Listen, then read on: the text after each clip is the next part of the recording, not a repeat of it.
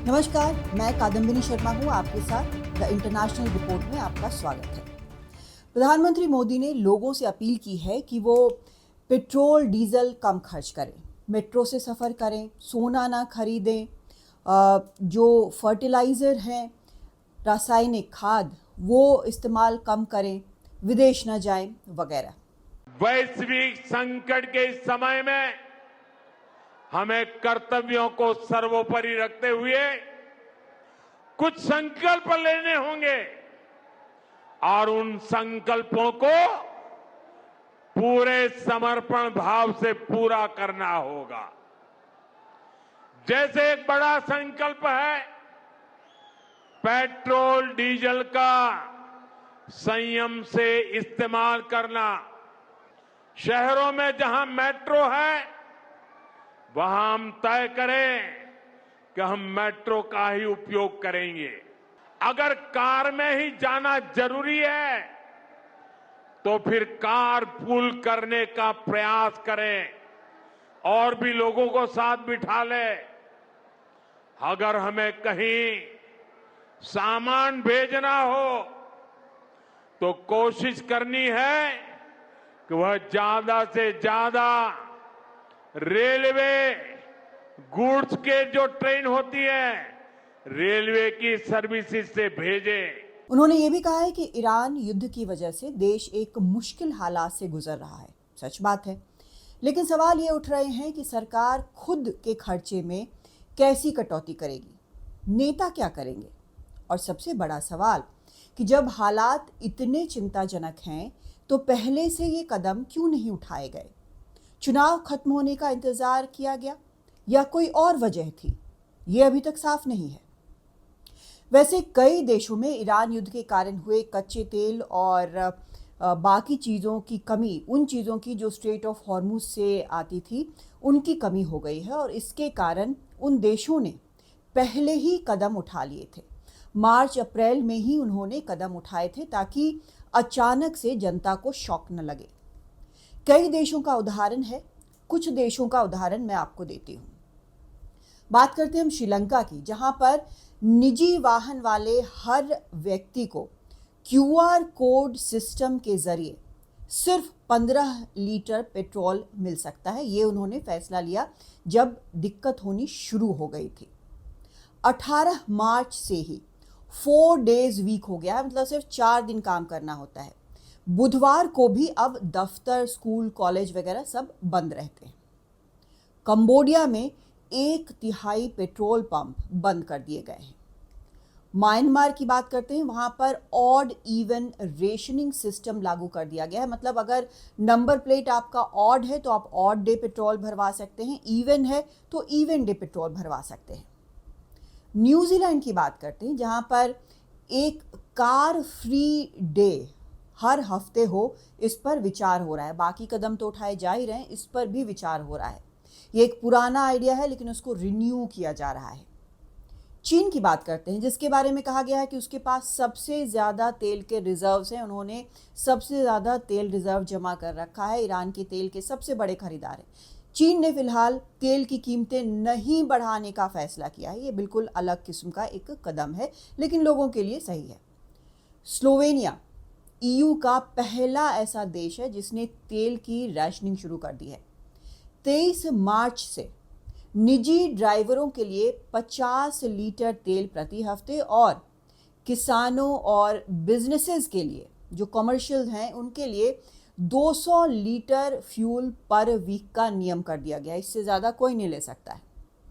चलिए पाकिस्तान की बात करते हैं, जहां पर काफ़ी दिक्कतें हो रही हैं। ऐसे भी उनकी आर्थिक स्थिति काफ़ी ख़राब है।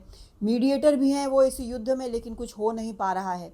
तो पाकिस्तान ने जो सरकारी नौकर हैं उनके लिए, सरकारी नौकरी वाले लोगों के लिए 4 डे वर्क वीक कर दिया है। 4 ही दिन अब काम हो रहा है। इंडोनेशिया, फिलीपींस ने भी यही कदम उठाया है। उधर अफ्रीका में इजिप्ट ने आदेश दिया है कि शॉपिंग मॉल, रेस्टोरेंट, ये सब रात के 9 बजे तक बिल्कुल बंद हो जाने चाहिए। सरकारी दफ्तर शाम 6 बजे के बाद खुले नहीं मिलने चाहिए। उधर ऑस्ट्रेलिया में आपने सुना भी होगा, प्रधानमंत्री एंथनी अल्बनीज़ी ने लोगों से पब्लिक ट्रांसपोर्ट का इस्तेमाल करने को कहा है। ये उन्होंने काफ़ी पहले ही कह दिया था और उसी वक्त से भले ही और भी कदम उठाए जा रहे हैं और सरकार ने आगे मुश्किल ना हो इसके लिए कदम उठाए हैं, फंड्स वगैरह क्रिएट किए हैं, लेकिन लोगों को उन्होंने उसी वक्त कहा कि आप ट्रेन इस्तेमाल करें, बस, मेट्रो, ट्राम वगैरह ये सब इस्तेमाल करें। ये भी कहा कि पैनिक बाइंग तेल की ना करें, मतलब तेल भर भर के जमा करने की ज़रूरत नहीं है आपको, बल्कि ज़रूरत भर खरीदें, वैसे सही रहेगा। उधर इंटरनेशनल एनर्जी एजेंसी ने लोगों से कहा है कि हवाई यात्रा कम करें। ये क्यों कहा है? वो इसलिए कि एविएशन टरबाइन फ्यूल की कमी एशिया से लेकर यूरोप तक महसूस हो रही है। जैसे जैसे कमी हो रही है, दाम बढ़ते जा रहे हैं। ये अपने आप में एक मुश्किल का सबब है। एक आध एयरलाइंस तो बंद भी हो गई हैं। अमेरिका में जो छोटी एयरलाइंस और जो स्ट्रगल कर रही थी पहले से, वो बंद हो गई हैं। जो टिकट हैं उनकी कीमतें बढ़नी शुरू हो गई हैं, कई कह रहे हैं कि आगे भी बढ़ाएंगे। तो कुल मिलाकर हवाई यात्रा जो है वो बेहद महंगी होती जा रही है और आगे होने की आशंका भी है।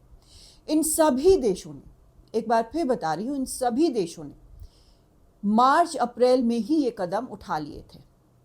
फरवरी में युद्ध शुरू हुआ 28 को और मार्च अप्रैल तक ये कदम इन देशों ने उठाए ताकि थोड़ा कंट्रोल रहे और लोगों को शॉक ना लगे। लेकिन यहाँ पर अब जाकर इसकी अपील की जा रही है। लोग पूछ रहे हैं कि आखिर हालात क्या हैं? क्या सिचुएशन बेहद खराब होने वाली है? इसलिए भी ये सवाल पूछा जा रहा है क्योंकि प्रधानमंत्री ने कोविड काल के लॉकडाउन की याद दिलाई उसी भाषण में जिसमें वो कह रहे हैं कि पेट्रोल, डीजल कम खर्च करें, कार पूलिंग करें, मेट्रो से सफ़र करें, हवाई यात्रा कम करें, फर्टिलाइज़र, केमिकल फर्टिलाइज़र कम यूज़ करें, एयर ट्रैवल ना करें, सोना ना खरीदा वगैरह। तो उसी में उन्होंने, इसी भाषण के दौरान उन्होंने कोविड काल के लॉकडाउन की भी याद दिलाई। हमने कोरोना के समय में वर्क फ्रॉम होम की, ऑनलाइन मीटिंग्स की, वीडियो कॉन्फ्रेंस की, ऐसी अनेक व्यवस्थाएं विकसित की और हमें आदत भी हो गई थी। आज समय की मांग ऐसी है कि उन व्यवस्थाओं को हम फिर से शुरू करें तो वो देश हित में होगा। वो एक ऐसा वक्त था जो हम सब के लिए एक बेहद मुश्किल वक्त था, दुनिया भर के लिए। और यहाँ पर जब लॉकडाउन हुआ था तो उस वक्त तो और भी खराब हालात हो गए थे। प्रधानमंत्री ने ये भी कहा है कि जूम वगैरह से या फिर वीडियो कॉन्फ्रेंसिंग से मीटिंग्स वगैरह करें। ये कोविड काल में काफ़ी हुआ था, जब कामकाज जो है वो चल रहा था ऑफिस का, वो वैसे ही हो रहा था। तो अभी एक बार फिर से उसको याद करना लोगों को डरा रहा है। भले ही मुश्किल में व्यवहारिक कदम उठाना बहुत ज़रूरी है, निश्चित तौर पर ज़रूरी है, लेकिन समय पर और पूरी पारदर्शिता के साथ ये जब कदम उठाए जाते हैं तो इस तरह के सवाल कम उठते हैं।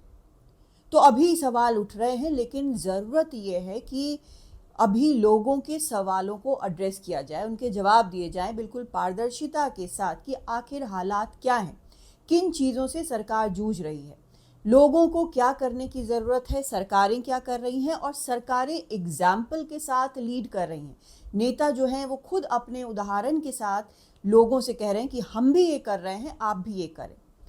थोड़ी देर ज़रूर हो गई है, आशंका ये है कि अभी भी युद्ध जो है वो उसके हालात और बिगड़ सकते हैं। ऐसे में कोशिश ये होनी चाहिए कि लोगों को साथ लेकर, उनके विश्वास को जीत कर ये सभी व्यवहारिक कदम उठाए जाएं ताकि कहीं कोई शॉक की बात ना हो, लोगों को ये ना लगे कि उनके साथ गलत हुआ है, उनको मिसलीड किया गया। नमस्कार।